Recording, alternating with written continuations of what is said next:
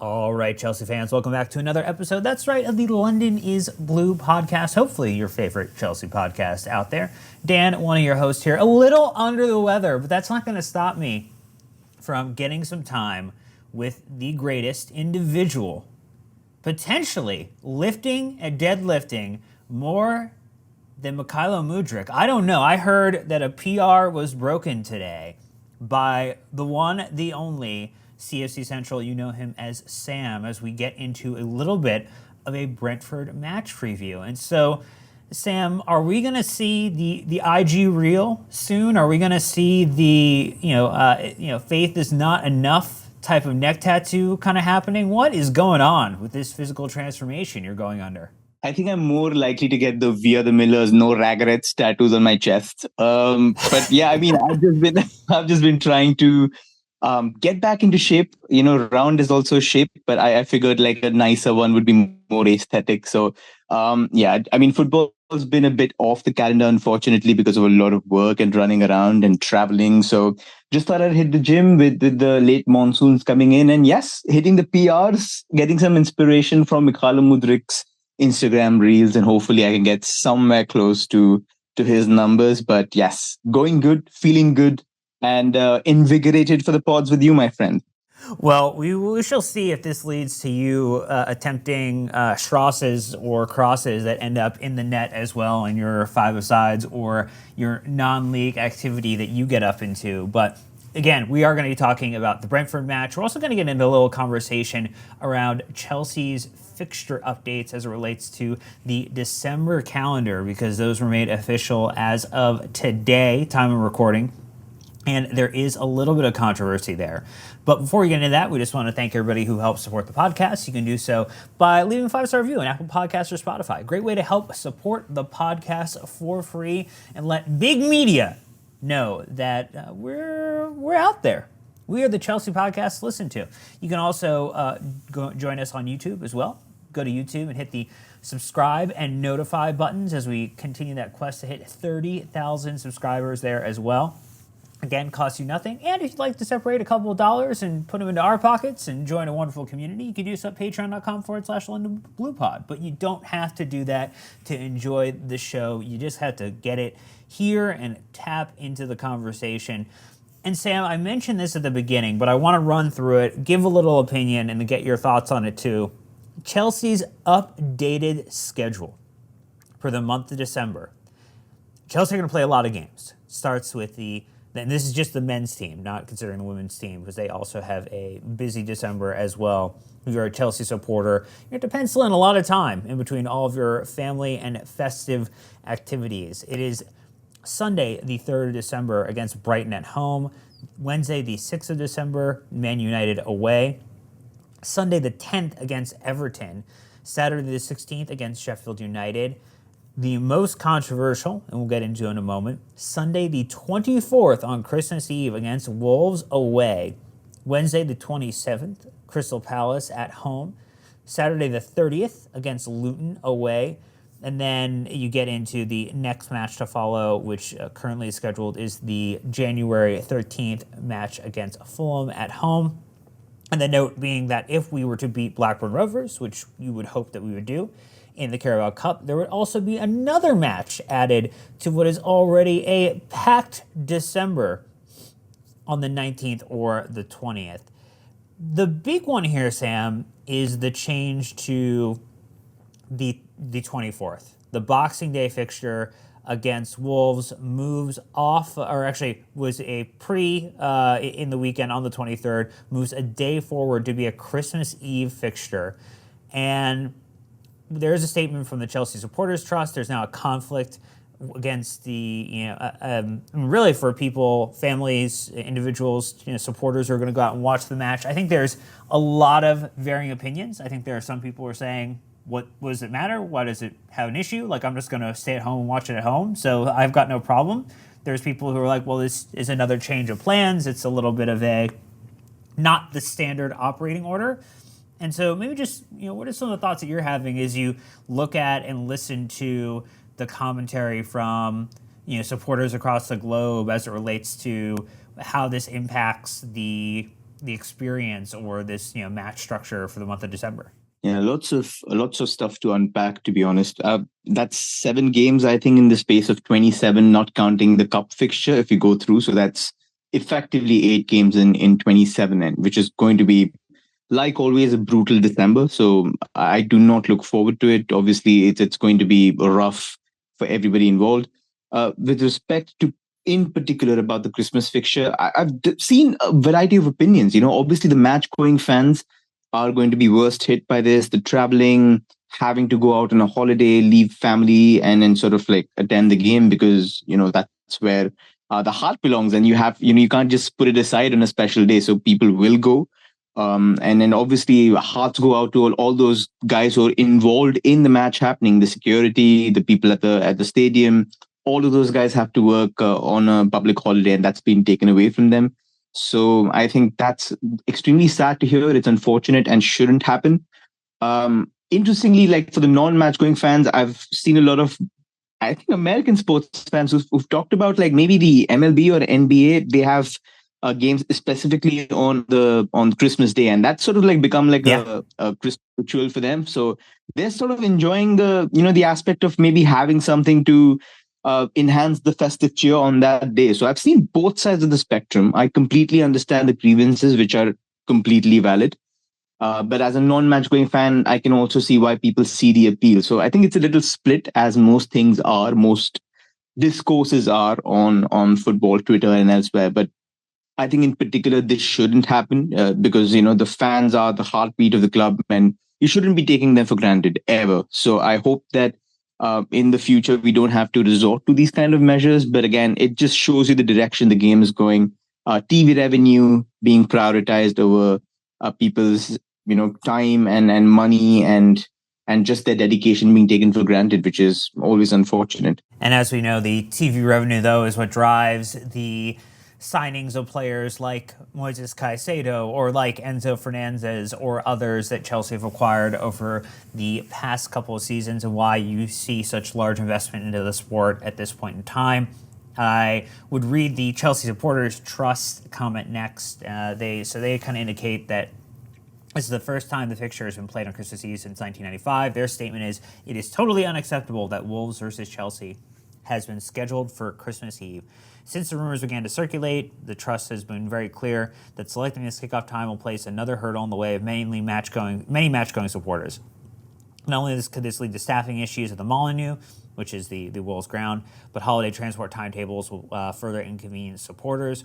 On December 24th, October, we requested an urgent meeting with the relevant decision makers within the Premier League. We expect this meeting will be held very soon alongside the Wolves 1877 Trust and the Football Supporters Association. The Trust will formally request the Premier League properly consult supporters on this issue and that they reverse this decision. We will provide a further update." I think it is extremely pie in the sky to assume that this is going to be reversed. I think it's always great to have an organization like the Chelsea Supporters Trust who's advocating on behalf of the individuals who would be going or attending this match over the weekend. They would want to have this as a part of their festive activities and not have it on their Christmas Eve. I think it is going to lead to a lot of personal decisions on, do you spend time with your family or do you go to this match and make that a part of your Christmas Eve activity? And to the point you made earlier, like we have seen, and again, this is an American view on it, so I know that this is not going to be the same view that every individual who is a match-going supporter might have or is an away ticket scheme supporter might have. But there are, and has become a market for, activities on holidays, particularly when you might be secular, you might not actually partake in the actual holiday itself, but doing things like being able to go attend a football game, American football game on Christmas Day or on Thanksgiving, or an example like you mentioned, the NBA, the Christmas slate of games is one of the most popular kind of activities that goes on in a lot of households where individuals enjoy sport. And so there is a lot of ways that you can slice it, and in no way does anybody win in any decision. I just think that the the end sum is going to be that there will not be a change to this season. And the most that the supporters trust and the Wolves supporters trust and other organizations is the pressure could be put into next season across 20 clubs in the conversation that they have as a Premier League governing body to make a decision to not do something like this next year. But I guarantee that if the ratings are good and the money is good, it will become something that is commonplace and then just becomes something that gets recycled through as maybe clubs have to rotate through this type of responsibility, which is how a lot of the holiday fixtures are rotated in the US. Is potentially that would be a solution, is that so while there is an inconvenience to a set of fans every year, that it is not your team every year that has to run into that situation or challenge your family plans or your holiday plans against your footballing plans. Yeah, I mean, I can see like the divide there, but what I am extremely miffed about is the decision to also move the Everton fixture to a point where it will be clashing with our women's team's fixture with Arsenal, which is an absolutely massive game.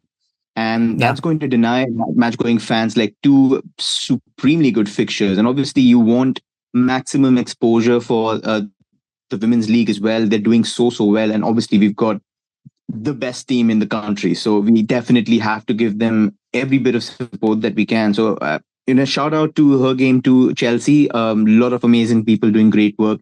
They were very quick to point out that shouldn't be the case. And I wholeheartedly agree. So there are conflicts of interest, but, again, these decisions sort of rub me and I'm guessing a lot of Chelsea fans the wrong way, especially the ones who make the effort to go to the games and sing in full voice. And it's hard to do that when, you're being ripped apart in two different directions. So, a bit of a downer, Dan. I didn't want this to happen in December of all months, but hopefully lessons will be learned and better decisions will be made. Well, with all that said, we're going to take a look at the fixture that is closest to happening, not one that is further down the list, and that is the match against Brentford coming up. So Brentford's record currently in the Premier League, 2-4-3 with 10 points, 1.11 points per game, 14th in the Premier League at the moment.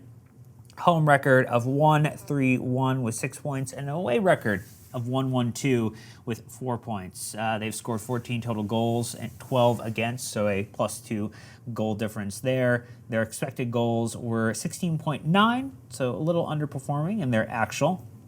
Expected goals allowed at 10.9, so a little, again, difference there.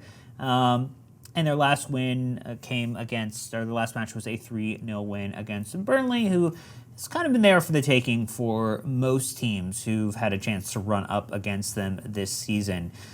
So, Sam, as we just look at that, are there, for those who don't remember or don't pay much attention to Brentford or don't remember what their squad makeup looks like who are those players that we should be looking at as kind of issues or concerns? So players that you're likely, if Brentford get anything out of this game, are going to hear a ton about, or who are the players that we're not going to hear a ton about because they also seemingly have a bit of a similar injury situation as compared to Chelsea, which is hard to consider that there is a club out there in the Premier League that is struggling as badly as Chelsea is as it relates to the injuries. Yeah, it's probably the battle of the stretcher bearers, to be honest. I mean, there are almost 7 injuries on each side. So that's going to definitely take away a lot of the bite from the game, especially for Brentford. They're missing some key players. Obviously, we all know of Ivan Toney and the betting ban that happened, and he's going to be out till at least Jan or Feb. Mikel Damsgaard was just about doing okay. He's also out. And Shandon Baptiste and Rico Henry, 2 guys who it's a big part of Brentford's rise throughout the Premier League. So I think they're also going to be missing. But in general, I think it's just stability, isn't it, Dan? I mean, they've had the same manager now since they came into the Premier League. They were also doing very well under him in the Championship. And it just carried over that momentum to a point where they've been able to build on it, recruit properly. They've been stellar in their recruitments, and they just found great players to come in, keep that momentum, maybe make small improvements, and basically finish in positions where a lot of people wouldn't give them the benefit of finishing at. So I think overall, we're going to come up against a side that is similar in terms of where it is, where we are in the table. Like, they're just, like you said, underperforming. They should be higher up in the table. Their defense should be keeping out more, but they've conceded more than they should. They should be scoring more, but their front line has sort of not fired enough. Maybe that's a narrative you've heard elsewhere. So I think it's just hoping that they don't fire on all cylinders against us, and it is a dangerous side, despite them being in a place in the table where it suggests that they're having a bad time. They're not. They play well. Extremely unfortunate to concede 2 stoppage time goals to Scott McTominay after keeping United out on bare scraps for the entirety of the game. So they just had that kind of season. So yeah, I think it's going to be a feisty game. It's definitely going to be a physical test for a lot of the players that we have, especially the younger ones who are just getting to grips with the physicality of the league. And just overall a very good, well-trained side to come up against. The match of the should have been performing better than they are, and stretchers is coming to town this weekend. We're going to get a little bit more into the style of play in addition to the strengths and weaknesses of the side. But before that, we do that, we're going to take a quick break. And when we're back, we're going to get into all that. So stay tuned. All right, Sam. So as we take a look at it, I think when we think about the style of play, you mentioned that they have had an opportunity under Thomas Frank to build towards a regular style, a regular formation, a regular way of execution. They do tend to play, I think, extremely direct style, which is maybe good and bad as we think about how Chelsea can respond to that. And, there is maybe reliance on some very particular players who have been also great fantasy Premier League assets this season for those who play the game. So why don't we run through what are a couple of the 4-1-1 or the basic bits of information people need to consider when they think about evaluating this Brentford side? Yeah, like I mentioned, I think Thomas Frank is an important figure that we should talk about. He's, like I said, been a stable presence, been the rock of the club. So they've sort of built and given him the ideal tools to get towards what I would say a very functional kind of football. They're very efficient. And I tend to think that they sort of view football the way, like Bolton Wanderers did back in their heyday. Like, it's a very ruthlessly efficient kind of football. It's just back to front, very direct, with players that offer direct impacts. There's minimizing of the kind of possession football and keeping the ball for the sake of it. It's just very pragmatic, which is nice to see in terms of how their execution is. So now what has happened is, like I mentioned, the stability has remained the same. The principles have remained the same. So they tend to go with a 4-3-3 against sides where they're expected to have more of the ball, where they think that they can match up 1v1 in terms of personnel very well. But against the top 6 sides or against sides where they believe that their man-to-man sort of matchups could be a little out of their favor, they tend to go 3-5-2 and then they retreat into a 5-3-2. So a little more defensive. And Thomas Frank has this lovely interview with Jamie Carragher on Sky Sports. Please go watch it on YouTube. He talks about his principles and why he plays in a certain system and why he makes certain decisions. And he says that the back five is just very good to deny space. It allows you to do multiple things. It allows you to basically have certain superiorities while defending. It allows you to have certain principles which frustrate your opponent all the while. So I think he's going to deploy the 3-5-2, 5-3-2 against us. He's done that before in the 2-0 win at Stamford Bridge last season. So there's, in all probability, I expect him to go the same way this time as well. So what you should know, obviously, is the fact that they're very aggressive. Man-to-man pressing tend to try and stifle the build-up. Their PPDA, or passes per defensive action. So the lower the number, the better the press. We were top of that table up until a few weeks back. So we were at 6.5. Then we dropped to around 10 in the last 2 games between Fulham and Burnley. And then against Arsenal, our PPDA was 31, which is the lowest it has been because we just sat back and waited to press when they came to us. And Brentford are somewhere at 9.9. So they are aggressive, but they also tend to measure how well they press. They sort of go back, wait for you to come out, and then just like us, try to open up space in behind for their attackers to exploit. So that's what they're going to try to do against us as well. Once the middle third of the first line is breached, then they try to go back into this deep 5-3-2 or 4-5-1, depending on their opponent. And the strikers also go very, very deep. You'll often see that front two, like Yuan Wissa and Brian Mbeumo, probably come in the defensive third, make sure that spaces are minimized and they're not offering any kind of gaps for teams to play through. So once they retreat into that block, it's definitely going to be very, very difficult to try and break them down. So that's one thing that we should keep an eye on. Statistically speaking, 2 of their 3 centre backs are in the top 10 for aerial duels, one in the Premier League, so Pinnock and Nathan Collins. Both have 65% in terms of their win percentage in the air. And the defense is very functional. Like I mentioned, it's very geared towards winning everything in the air. And once they've got their 5-man backline, and then you've got somebody like a Norgard who's very, very good in the air as well, on the ground as well. So they're going to be very difficult to put any kind of aerial threat into. When you try to cross from wide positions, or when you try to just hoik the ball inside, it's probably going to be cleared away. They have conceded a couple of goals like that, but I would say that most of the times they're very solid inside their own box. They just like to get strong, robust players in there and try to nullify everything that they're trying to do. So that's something to keep an eye on. Like I mentioned, extremely direct, but I would say that post Ivan Toney's ban, they're just struggling to try and emulate what they were doing last season. They aren't able to win their aerial duels. They aren't able to get their second balls into situations where they can try and mount quick transitions from back to front. So I think that's somewhere that they've struggled a little bit. But obviously they've got a very compact system which relies on going direct. And if the ball is lost, then they've got guys like Norgard who are going to win the ball back, recycle, and try to make sure that you get your front 3, front 4 to attack relentlessly. So it's a complete cycle. It's a vicious cycle of them just winning the ball back, throwing it long again, then recycling it and going at you over and over again. So that's going to be something that we have to be careful about.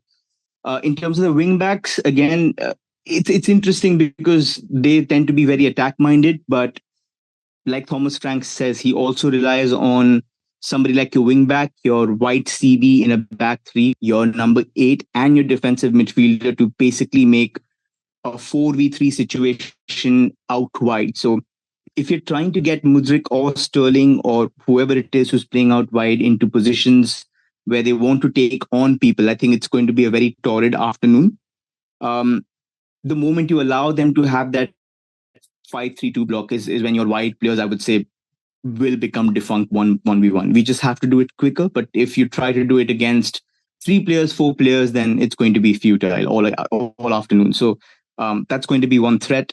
And the last point I'd say is that they've just been consistently lethal at set pieces.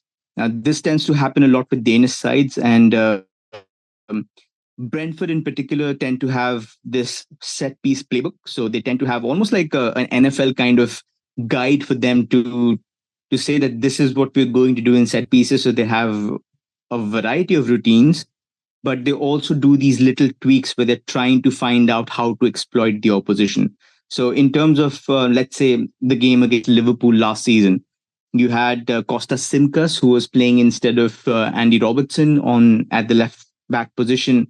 And David Raya was basically going goal kick to left back slot over and over again to try and win an aerial duel against the left back. So they are capable of doing those things, but they'll also throw set pieces to you, like, just try to get a fake overload. So they basically try to crowd bodies in one position to sort of fool you into trying to pressure that area, and then they'll deliver the ball somewhere on the back post where there's no pressure. Then they'll also do something like bring Norgard from midfield at the near post, and when the ball comes to him, he flicks it to the back post. So it's about creating pressure in one area and then delivering the ball where there's no pressure. So they tend to do that very well. Also excellent at throw-ins. So that's what we're up against. Like I said, Bolton 3.0, robust team, extremely good, strong, very good ball winners, physically extremely competent, very, very good at set pieces, at second balls. So it's going to be an endurance test. It's going to be, I would say, a marathon instead of like a 100-meter sprint. Yeah, it's interesting because when you look at Brentford's recent history against Chelsea, now they've only played a handful of times relative to the match history that Chelsea had against like an Arsenal or Liverpool. But since they returned to the Premier League in 2021, Chelsea wins a 1-0 game. They win a 2-0 League Cup game. And then that's when it starts to go awry. There was the 4-1 loss to Brentford in a game which Ivan Toney did not score. Surprisingly, it was pretty much everybody else. Janlet and others, the Janlet brace, an Eriksson goal, and a Wisa goal. Ended up taking Chelsea and putting us to the sword. And then it's been a draw and another loss. And so Chelsea don't have a comprehensive record against this Brentford side. They've matched up against us pretty well in terms of areas where Chelsea have struggled this season per 90, where we average 3 big chances per match, and we missed 2 per match. They are also in a similar setting, particularly without Ivan Toney. They're at 3.1 per 90 for big chances and 2.3 for big chances missed. They are doing so off of more shots than us. They're averaging more shots during their per 90s as well, at 15 to our 13. So it almost feels like we are potentially could be kind of on the same path, and this match to me almost feels like a definition match for both sides, where you will define if you are better than your shadow effectively that you're grappling against. You're absolutely right. I think that's a great point, because I was looking at the numbers and I actually thought that they looked better than us on certain metrics. The ones you mentioned, like shots, they're taking more. Even in terms of, I think the only metric where we are slightly better is in terms of non-penalty XG allowed per shot. Brentford are tied second with 0.09, and we are top of the league with 0.08. So this metric basically tells you what's the value of the shots that we're allowing, the average shot. And the lower it is, obviously, the better it is. So there's an 8% chance that any shot that we're allowing on average goes in, while Brentford are at 9%. So it's defensively very, very tight for both teams. I think it's going to be very sticky at times. It's just going to be jostling to get that edge. And it could very well just, peter out towards 0-0, considering how many chances each team misses. But hopefully that just flips around. But I would say, yeah, that's one of the weaknesses, but that's a mirror effect. I think you look at Brentford and you see a lot of the weaknesses that we are going through, which is why we should be worried, because we know we are getting better with every game. And there's a feeling that they might as well, because they had their first win after a long, long time in the Premier League. I think they were winless in 8. And it just, they broke their spell against Burnley as well. So again, mirror effect. So hopefully it doesn't end up sort of galvanizing them at the wrong time, but a team to be worried about, 100%. Well, before you fully worry the listeners around what might happen in this match, let's do one last break and we will get through how Chelsea might combat those weaknesses and what are some of the things or questions that Pochettino is going to have to answer before he makes some predictions on a starting lineup. So stay tuned. We'll be right back. All right. So you hinted at it, Sam, but there are weaknesses that Chelsea would like to exploit. And we do know that probably the biggest one is the lack of Ivan Toney on the side. Even though Brentford are finding some ways to live life without Toney at this point in time, it is definitely an imperfect side at the moment without him. We did talk about the big chances being missed, and we also did talk about the fact that they are letting in more goals than they should. I don't think they have a keeper self-destructing on them to maybe necessarily be a part of that, but and we do know that they have a turnover in that position this season as well, given the transfer outgoings. So what are the areas that you think Chelsea will be able to exploit based upon the weaknesses that are cropping up over their run of games so far? I'll just give you a little bit of happy news. They do have goalkeeper issues. They've got two goalkeepers. They've got 2 goalkeepers, and both of them, I would say, have struggled and have been inconsistent and have made mistakes that have led to goals. I was watching the game against Manchester United to prep for this pod, and Thomas Strakosha was playing that game, and He should have stopped McTominay's winner. Got a hand to it, but it just bounced off the post. But he looked very nervous every single time that he had to play a pass through pressure. Those little line breaking passes that you try to play. When you're getting pressed, he looked very nervous. The weight of his passes, the execution just looked shaky all over. And the other keeper is Mark Flecken, who they've used quite prominently, and he struggled as well. So it was his distribution that led to that goal against Arsenal for Nketiah, I think it was, who just pounced upon the return pass and then you slotted it past him. So there are definitely goalkeeper issues. They, like, both keepers have now sort of they should have prevented more goals, but I think their NPXG minus X, like, goals conceded, is like in negative, just like ours. So tend to be a little more sloppy than they should. So hopefully we can utilize that. So I think that's one of the weaknesses, I would say. The second is that with the injuries that they've got, they do look vulnerable to being pressed. Pochettino might have to move away from his newfound strategy of let's retreat and make sure that they come at us so we can run at them. I think it would be beneficial for us to try and apply a little more of that aggressive pressure that we saw earlier on in the season, like against Liverpool, for example. Just that constant hassling and harrying and basically trying to cut down angles. It just works very well, especially against a side that is trying to go long all the time. So you want to deny them the space. You want to basically cut down those opportunities and make sure that the quality of the ball reaching the front line is basically, nullified, and take advantage of that. So I think pressing, counter pressing will have an effect in this game. I wouldn't be surprised if we force a mistake. A former Brentford keeper almost gifted a goal to Cole Palmer in the last game. Hopefully the current Brentford keeper will end up doing us a favor. So I think that's one to keep an eye on. The second I would say is that their forwards tend to be very, they tend to physically be, I would say, under a lot of load. They're required to make these long sprints back to front. And I think post the 75th minute, they look like they've just lost their legs. It has happened in a couple of games that I've seen where the decision making, the shooting becomes erratic.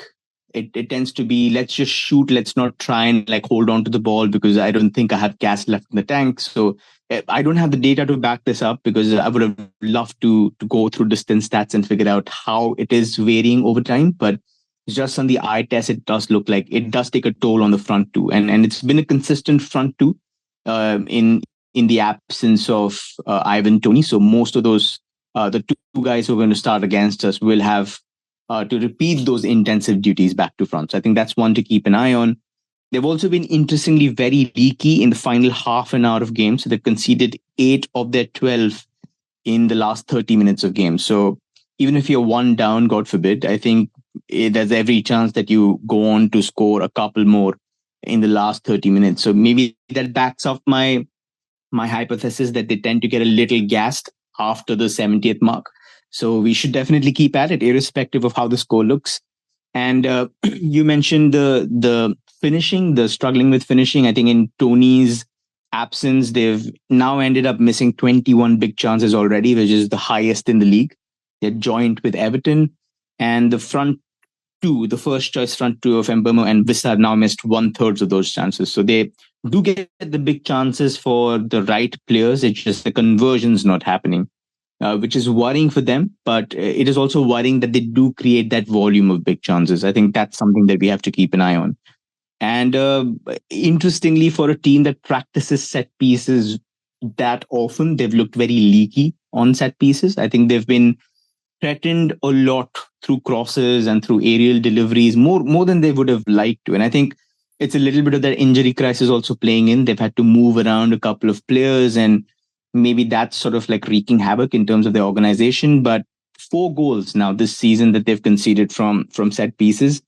And a lot of teams are trying to exploit them at the back post. Now, Liverpool tried something interesting. They basically had a couple of guys make near post runs, and then they had 3 players, or maybe even 1 player just running at the back post to try and get a 1v1 against their wing back. So I think that's something of an interesting strategy. You would want to have, an aerially competent midfielder. I don't think Misha is going to rise 3 feet in the air and head something in. But you never know with Misha. So um, that's a viable strategy. I think having some kind of aerial strength will help in negating their attacking set pieces as well as exploiting the defensive ones. I think that's something to keep an eye on. And the last I would say is they look very vulnerable from transitions arising from attacking set pieces. So this happens when they usually put their center backs to try and attack during corners and during free kicks, and it inevitably ends up just leaving two, maybe three players at the back. And a lot of teams have exploited that with quick passes. United did it very, very well, but failed to capitalize a couple of times. Rashford was guilty for missing, gilt-edged opportunities. But if you do get the run on him, and if you've got players like Mudryk and Sterling running into space, even Jackson, for example, I think we will cause them a lot of issues. So even if they do get corners, which is a good time for them to score, I think there's every chance that our goal comes from a breakaway from one of their corners. So I think that's something that I would definitely be emphasizing to the team before it goes out to play. Yeah, I think that gets us into the questions that Pochettino, and as we build towards what we think the starting 11 will be for this match, the questions that he is going to be pondering. Does he go back to a central number 9 in Nico Jackson with maybe Sterling and Palmer potentially as the wingers, or does he go with the Cole Palmer, Conor Gallagher press forward flanked by a Mykhailo Mudryk and Raheem Sterling? It feels like this may benefit from having a central striker, but because you mentioned, I think some of the challenges that the wing or wingers would have. Is that what you're thinking? That Jackson ends up going back into the starting lineup, or do you feel like we looked really good against Arsenal for 75 minutes, and so don't screw around too much with what was producing some success against one of the best sides in the Premier League? Yeah, I think there are pros and cons to each approach, to be honest. What worked for us against Arsenal, I would say, is the fact that we had an extra midfielder instead of a centre forward. So when we were sitting in a 4-4-2 block, it just made sense to block those passing angles for Arsenal and make sure that we are compact centrally, because they do like getting the ball from their centre backs to one of their eights, to Rice, to Odegaard, and then go back to front very quickly.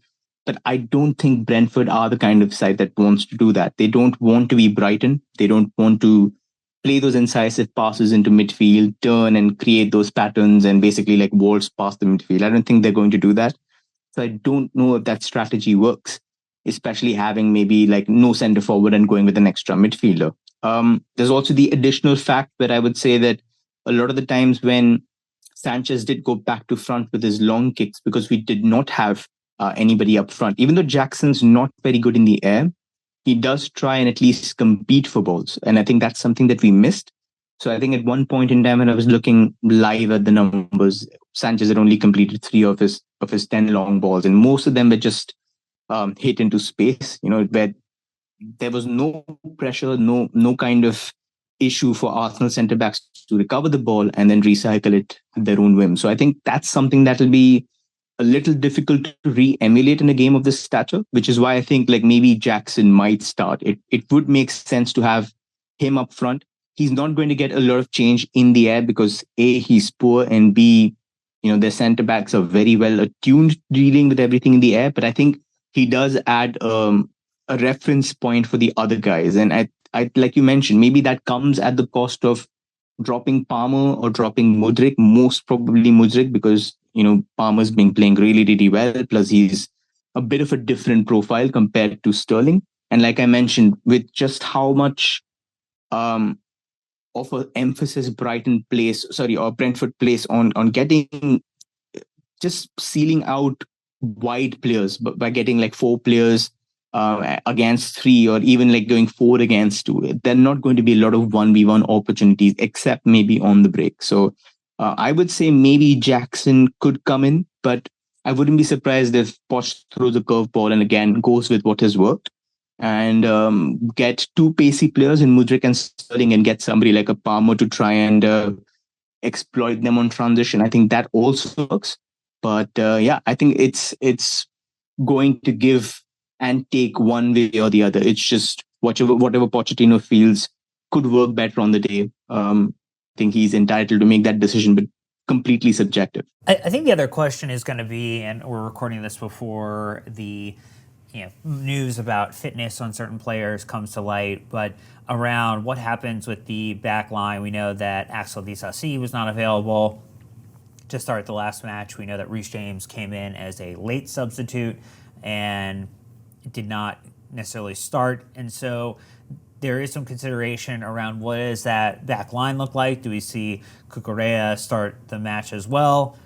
I feel like this is more about who is fit and available, particularly considering the remainder of the matches we have up till the next international break and what is about to be a very, very busy December, that we will most likely not rush Reece James back into starting a full match, would be my guess, considering when you do also have the Brentford or the Blackburn Rovers match coming up midweek as an opportunity to rotate in and get some minutes to get back to full fitness.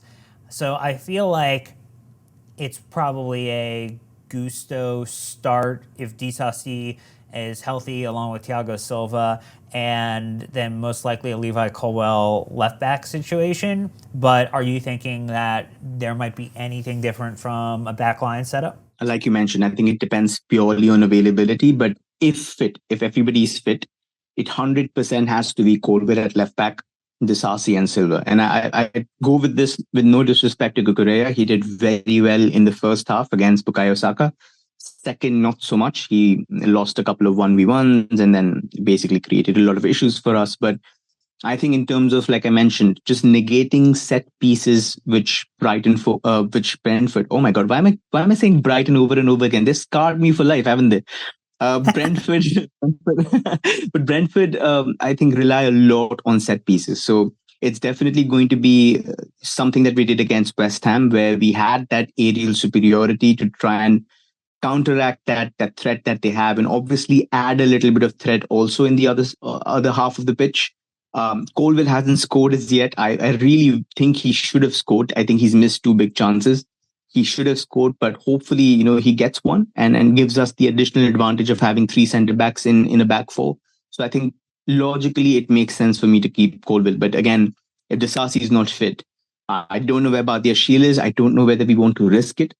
But if possible, I would go with additional height and aerial presence in the backline, considering the rest of our team is pretty short and not good in the air. Yeah, I think that makes a lot of sense. So as we think about the full lineup, and I know that there are probably thoughts around the best individuals to take advantage of the 1v1 weaknesses and getting the more prolific scorers or recent scorers of goals for Chelsea an opportunity to run at and take on the keeper. If we agree on that back line, like I don't think I don't think Sanchez is necessarily going to get benched even after the mistakes. I feel like he's going to be given an opportunity to start.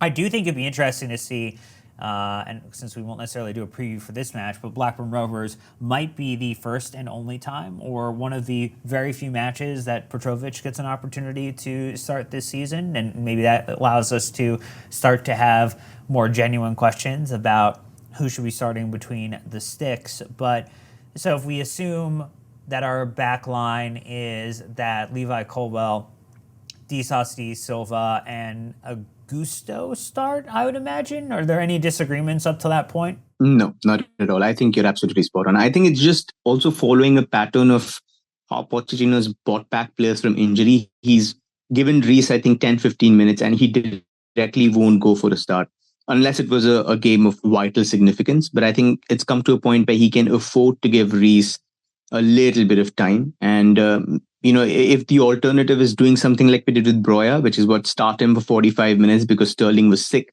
But we all know that after that half, Broya went back injured. So we don't want that situation. And I think it's just safer to start Gusto.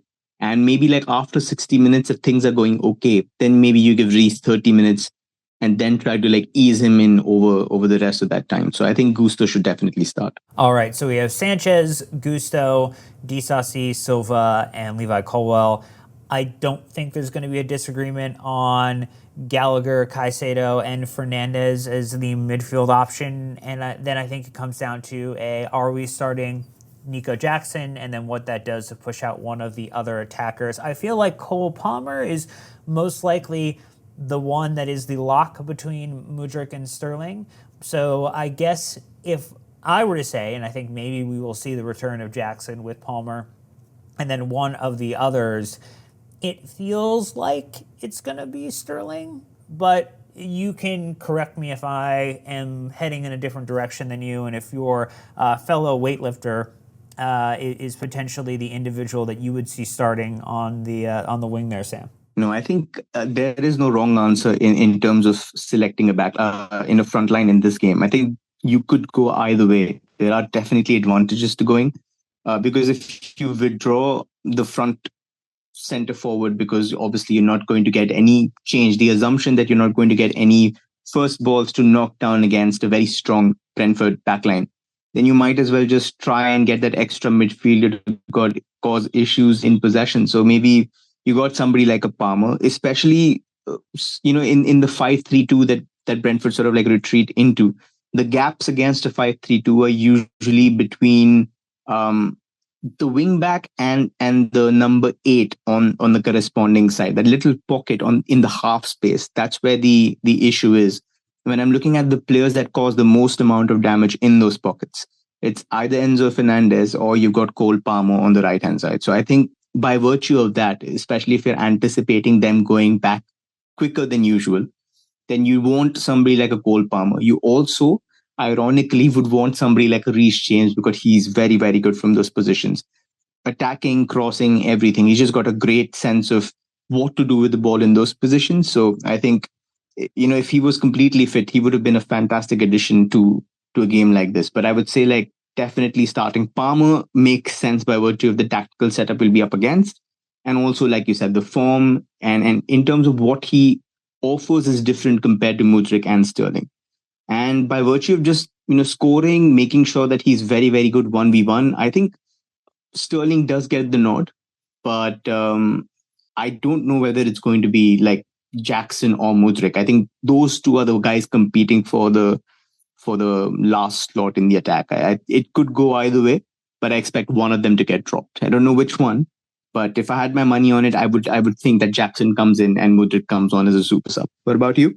Yeah, I think we're aligned. I think that is the lineup that I'm anticipating. We'd love to hear your thoughts on the lineup as well, listeners. So tweet at us or hit us up in the YouTube comments. But that's kind of the thoughts or expectation for the match. I guess the last question before we get out of here, Sam, is what do you think Chelsea end up doing as it relates to a win, loss, or draw, and maybe a score prediction?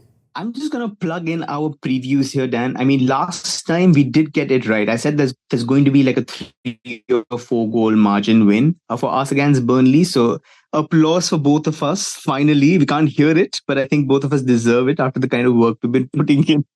But I think like in terms of this game, I would say that it could go either way. I would like to see what Brentford do against, especially in the sort of the indifferent form that they've had. Like they've lost a lot of games and they finally won one, and they might just end up saying that a point would be good. So I don't know if they go a little bit defensive and want to play exclusively on the break, but it could either end 0-0 or it could either end, maybe 2-0 in our favor. I will go a little up. We get a couple of goals. What about you? I'm hoping you share my optimism and go for a win. I am going for a win, but I think it is going to be the 1-0 win where the goal does not come early and we are made to suffer just a little bit, maybe even into the second half before Chelsea find the unlock, because we are still a bit of a team in process and in development. And so I'm hopeful that I'd love for Levi Colwill to join the list of players who are scoring goals. I'd love maybe for Cole Palmer to get another penalty, but I would love an open play goal. I would really just love, if we are going to see Nico Jackson start, it would be really great to see him scoring goals as the striker, as the number 9 for the side. I think that is a confidence booster for everyone in the club when he is scoring goals. So that's what I'm hoping for. I'm hoping for, at minimum, a 1-0 win with Nico Jackson getting back on the score sheet and Chelsea continue to build confidence against a run of difficult fixtures that will be coming up after the Blackburn game. Yeah, and we've done very well in that first test. We arguably should have had 3 points. I don't think there's any debate there. So hopefully we can add to the little bit of the momentum that we've gathered and become a steaming train by the end of that run. Manchester City look vulnerable. They look like they're still figuring out what their strongest team is, how they want to play.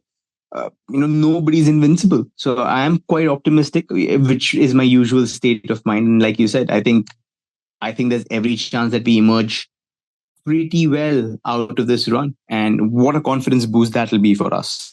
Yes, indeed. So hopefully you enjoyed this episode, listeners, as we preview the Brentford match this weekend and also talked about what is going on with Chelsea's December schedule of fixtures. But that's going to do it for this episode. Thank you so much, Dan. Thank you so much for everyone who's listening. And thank you so much for your support. Go leave 5-star reviews. Go follow us on YouTube, subscribe, and get notified for new videos when they drop. And get ready for a ton of more content heading your way as we cover the men's team, women's team, the academy, and everything in between around the great wide world of Chelsea. But until next time, you know what to do. Keep the blue flag flying high.